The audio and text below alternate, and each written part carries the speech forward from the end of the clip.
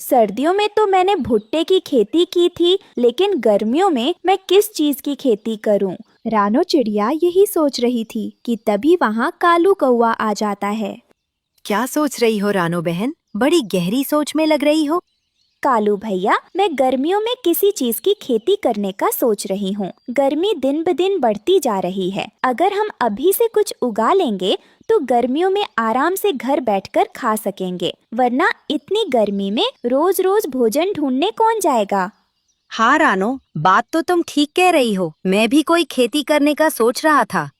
तो फिर क्यों ना हम दोनों मिलकर खेती करें। जब फसल तैयार हो जाएगी तो हम उसे आधा आधा बांट लेंगे। अरे वाह रानो बहन, ये तो बहुत अच्छी बात कही तुमने। मैंने तो ऐसा सोचा ही नहीं था।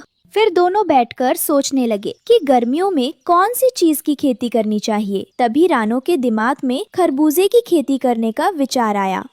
कालू भैया, क्यों ना हम खरबूजे की खेती करें। गर्मियों में खरबूजे बहुत अच्छे लगते हैं।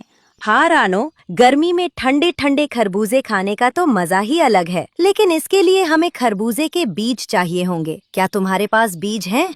मेरे पास तो बीज नहीं है, लेकिन मुझे याद है माँ ने बताया था कि उनके पास खरबूजे के बीज रखे हुए हैं। मैं अभी जाती हूँ और उनसे पूछकर आती हूँ। हाँ हाँ रानो, तुम जल्दी जाओ और बीज लेकर आओ। मैं तब तक जंगल में खेती के लिए कोई अच्छी जमीन देखता हूँ। रानो चिड़िया अपनी माँ से बीज लेने चली जाती है और कालू कौआ खेती के लिए जमीन देखने जंगल की तरफ निकल जाता है। माँ, आपने एक बार बताया था कि आपके पास खरबूजे के बीज हैं। मैं सोच रही थी कि गर्मियों में खरबूजे की खेती करूं। हाँ बेटी, ये तो तुमने बहुत अच्छा सोचा है। मेहनत करोगी तो फल भी बहुत अच्छा मिलेगा। रुको, मैं अभी तुम्हारे लिए बीज लेकर आती हूँ। रानो की माँ उसे खरबूजे के बीज दे देती है। धन्यवाद माँ, अब मैं बहुत मेहनत से खेती करूंगी। रानो चिड़िया अपनी माँ से बीज लेने चली जाती है और कालू कौआ खेती के लिए जमीन देखने जंगल की तरफ निकल जाता है। माँ, आपने एक बार बताया था कि आपके पास खरबूजे के बीज हैं। मैं सोच रही थी कि गर्मियों में खरबूजे की खेती करूं।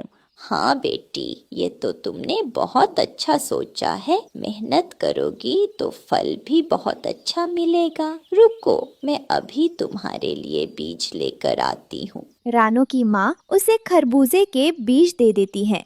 धन्यवाद माँ, अब मैं बहुत मेहनत से खेती करूंगी। रानो बहुत समझदार और मेहनती थी, लेकिन कालू कौआ बहुत आलसी और चालाक था। वो चाहता था कि बिना मेहनत किए उसे खरबूजे मिल जाए। अगली सुबह रानो और कालू खेत पर पहुंचते हैं। अरे कालू भैया, आप फावड़ा क्यों नहीं लाए? आज तो हमें खुदाई शुरू करनी थी। रानो बहन, मैं क्या बताऊं, मेरी तबीयत बहुत खराब है। ऐसा करते हैं, आज का काम आप कर लीजिए, कल मैं सारा काम कर दूंगा।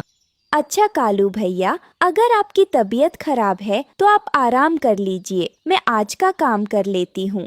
कालू कौवा बहाना बनाकर वहां से चला जाता है।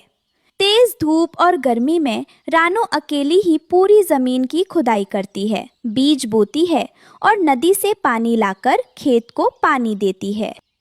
बहुत मेहनत हो गई, लेकिन अब खेत तैयार हो गया है। अब रोज समय पर पानी देना होगा। शाम को रानो कालू कौवे के घर जाती है। वहाँ कालू आराम से मीठा फल खा रहा होता है। कालू भैया, अब आपकी तबीयत कैसी है? जैसे ही कालू रानो को देखता है, वो जल्दी से अपना सिर पकड़कर बैठ जाता है।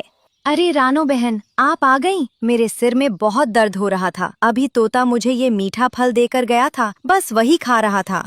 अच्छा कालू भैया, मैं आपको बताने आई थी कि खेत में बीज बो दिए हैं। अब बस रोज समय पर पानी देना है।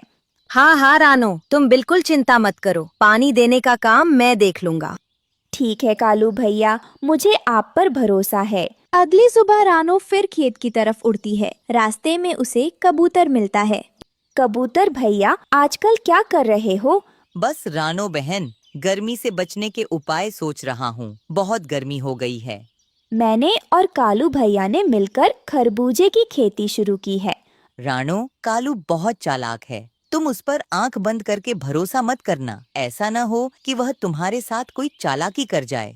नहीं कबूतर भैया, कालू भैया ऐसे नहीं हैं। उन्होंने कहा है कि वह मेरी मदद करेंगे। रानो यह कहकर खेत की तरफ चली जाती है, लेकिन जब वो खेत पर पहुंचती है तो कालू आज भी वहां नहीं आया होता। शायद कालू भैया को कोई जरूरी काम होगा। मैं आज भी खुद ही खेत को।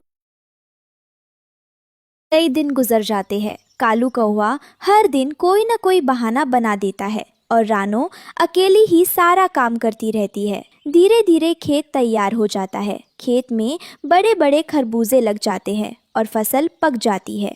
फसल तैयार होते ही कालू कौवा भी वहां पहुंच जाता है। वाह रानो, खेत तो बहुत अच्छा तैयार हो गया है। चलो अब खरबूजे बांट लेते हैं। हाँ कालू भैया, आखिर हमारी मेहनत रंग लाई। दोनों खरबूजे तोड़ने लगते हैं। कालू जल्दी जल्दी बहुत सारे खरबूजे तोड़ लेता है, जबकि रानो ने अभी सिर्फ 2 खरबूजे ही तोड़े होते हैं। चलो रानो, जो खरबूजे मैंने तोड़े हैं वे मेरे, और जो तुम्हारी तरफ है वे तुम्हारे। नहीं कालू भैया, यह सही नहीं है। आप बहुत ज्यादा खरबूजे ले रहे हैं और मुझे बहुत कम दे रहे हैं। मुझे भी बराबर का हिस्सा चाहिए। और सच तो यह है कि खेत में ज्यादा काम मैंने किया है। छोटी चिड़िया, ज्यादा चोंच मत चलाओ। ये खरबूजे मेरे हैं और मैं इन्हें लेकर जाऊंगा।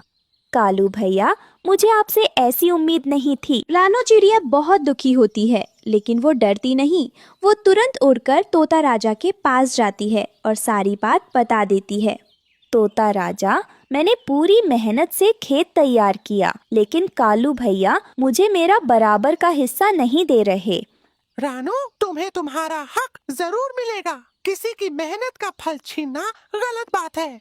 तोता राजा अपने सिपाहियों को रानो के साथ भेजता है। सिपाही कालू कौवे के घर पहुंचते हैं। बताओ कालू, अब तुम मुझे मेरा बराबर का हिस्सा दोगे या नहीं? अरे अरे रानो, तुम तो राजा के पास पहुंच गईं। मैं तो बस मजाक कर रहा था। ले लो, अपना आधा हिस्सा ले लो। मुझे बस मेरा हक चाहिए था कालू भैया। मेहनत का फल बराबर मिलना चाहिए। फिर रानो अपने हिस्से के खरबूजे लेकर खुशी खुशी घर आ जाती है। प्यारे दोस्तों, इस कहानी से हमें यह सीख मिलती है कि मेहनत करने वाले को उसका हक जरूर मिलना चाहिए। चालाकी से किसी की मेहनत का फल नहीं लेना चाहिए। मेहनत और ईमानदारी हमेशा जीतती है। आपको यह कहानी कैसी लगी?